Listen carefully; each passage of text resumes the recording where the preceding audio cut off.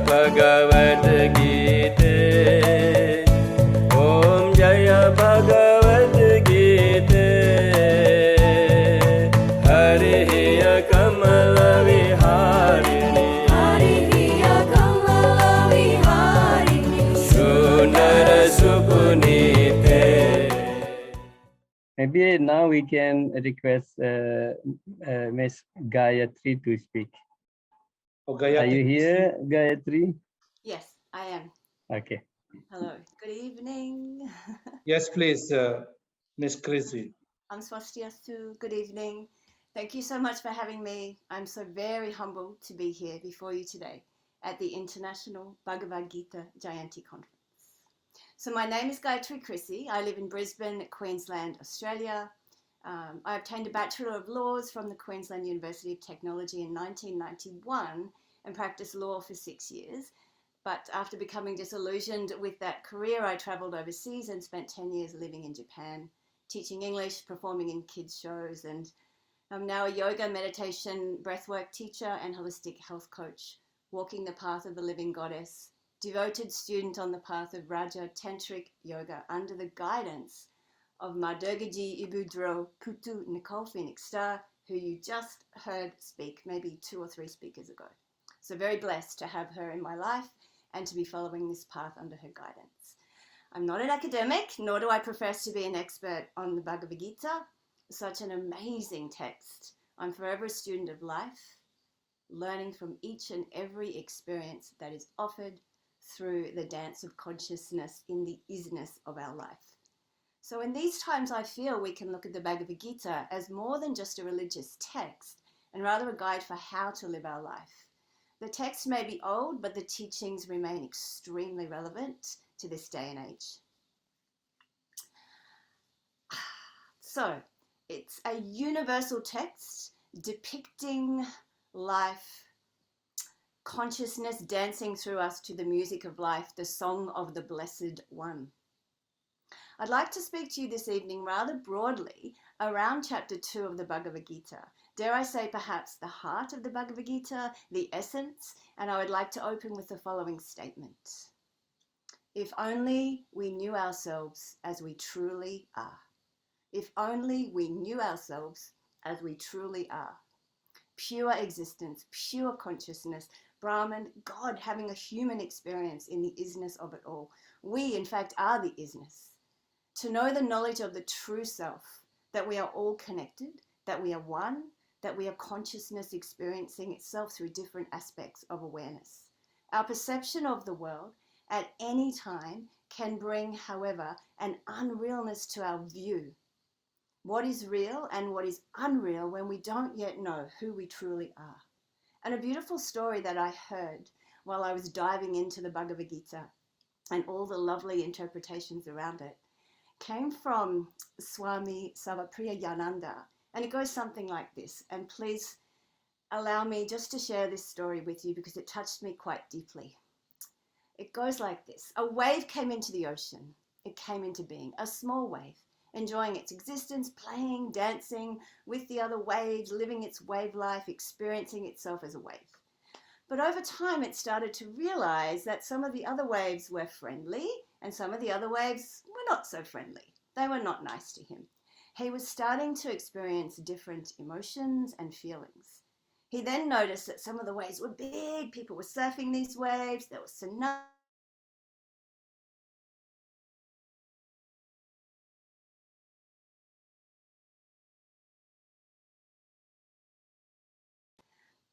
But he also noticed that some of the other waves around him were small, and some of them were just bubbles and spray.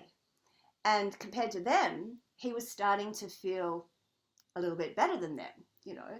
So he was noticing that these were small and insignificant compared to him. So we started to get jealousy and contempt. We've got fear and feelings of not being liked and not being wanted. Now we have separation. So the wave started to look around at his surroundings, and he noticed that beyond the ocean was a shoreline. And he wondered, oh, what's happening over there? It might be fun to go over to that shoreline and spend some time there. It looked exciting. And another wave heard him speaking, and he said, do you know what goes on over there? And he said, yes, you hit the shoreline and then you die. You don't exist anymore. What? I die? Well, I don't want to die. And the other wave said, but that is the destiny of all waves. We reach the shoreline, we die, that is our destiny. And the wave was horrified. And, oh my God, I don't want to die. I want to live. Death and birth and envy and contempt and jealousy, likes and dislikes became the way of samsara. But then an enlightened wave came along and said, look, listen. You are not really a wave. The reality in you is something called water. It's within you, it's on top of you, it's beneath you, it's all around you. And all of the waves, all of us are that water. And the little wave says, but where is this water? Can't see it. I can see big waves, small waves, sprays and bubbles. But what is this water that you speak of? He looks around some more and spends some time in deeper contemplation. And he has a more meaningful look. And finally, the wave begins to realize what is meant by water. And he understands that he is water and that he is water appearing as a wave. He's, oh, that's amazing. And all of these other waves are also water. And we're the same. And once he realized himself as water, he realized that he's not limited to this particular wave, but is in fact all of the waves. He's the tsunami, he's the bubbles, he's the spray, he's all of the oceans in the water. All of the waves in the ocean, all of them are me, he exclaims with joy. Oh my gosh, I'm the entire ocean. And he's so excited. Why do I need to be jealous of that bigger wave? Because it's me. And that small wave, also me. And the spray and the bubbles, all of this, it's all just me having a different experience. And when I finally make it to that shoreline, to the coast, I will not die. There is no death. I will transform from my wave into spray, maybe bubbles. Oh, what fun. Maybe I'll go up into the atmosphere and come back down as rain. So the moment the wave realized itself as water, all of its problems, in one sense, had disappeared. It continued as a wave, but it realized itself as one with everything else. No separation. So by coming into true knowing of who he truly was and understanding that all of this is real, this knowing, the jealousy, fear, contempt, all of that faded away.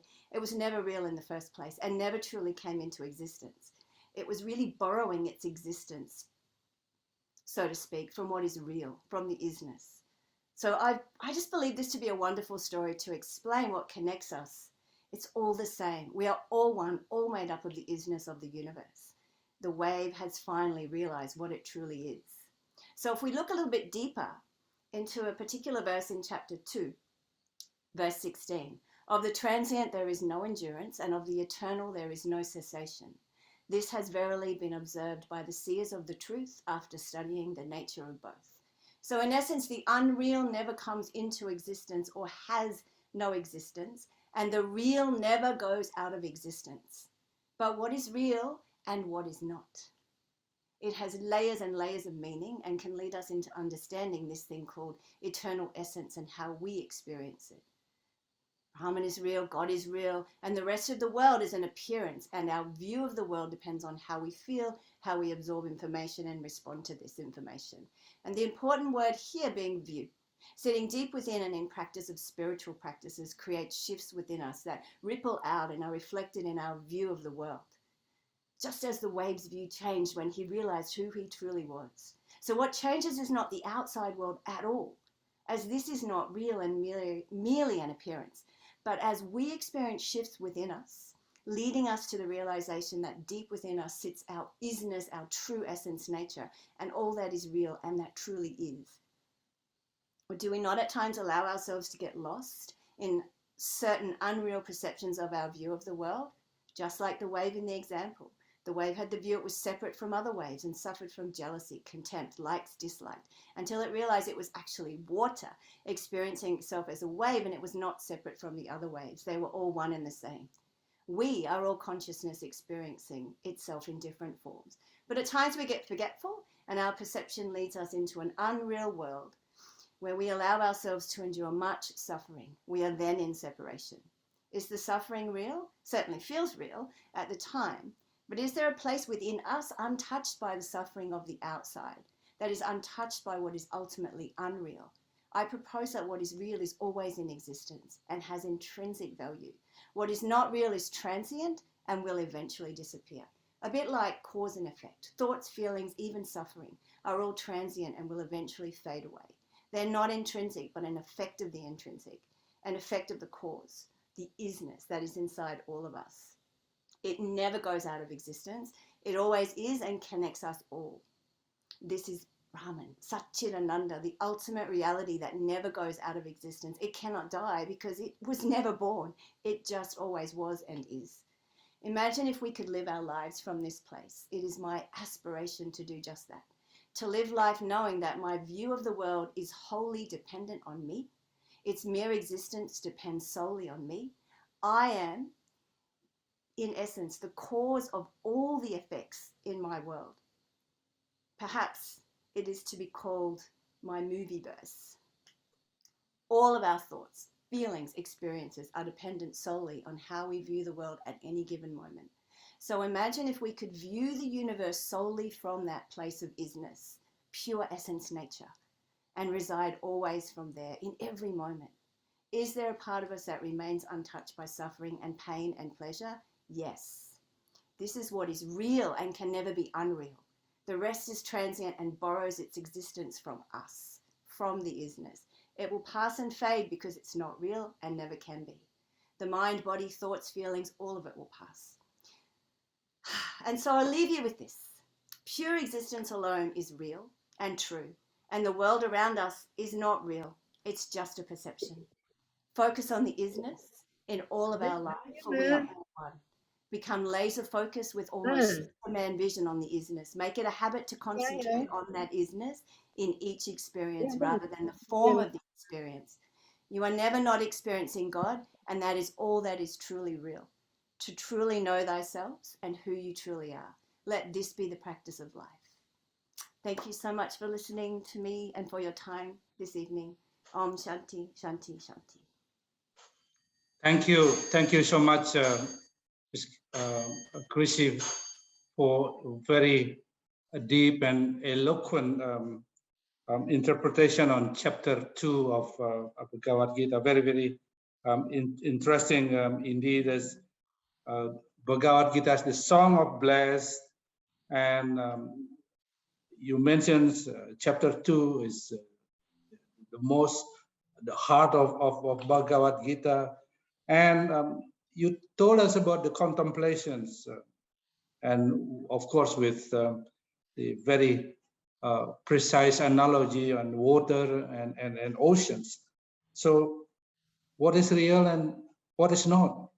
It's very huge questions in this real life, and how then spiritual practices brings a consciousness and eventually understanding about the ultimate reality, which you said never born. Thank you so much for very eloquent interpretations. So now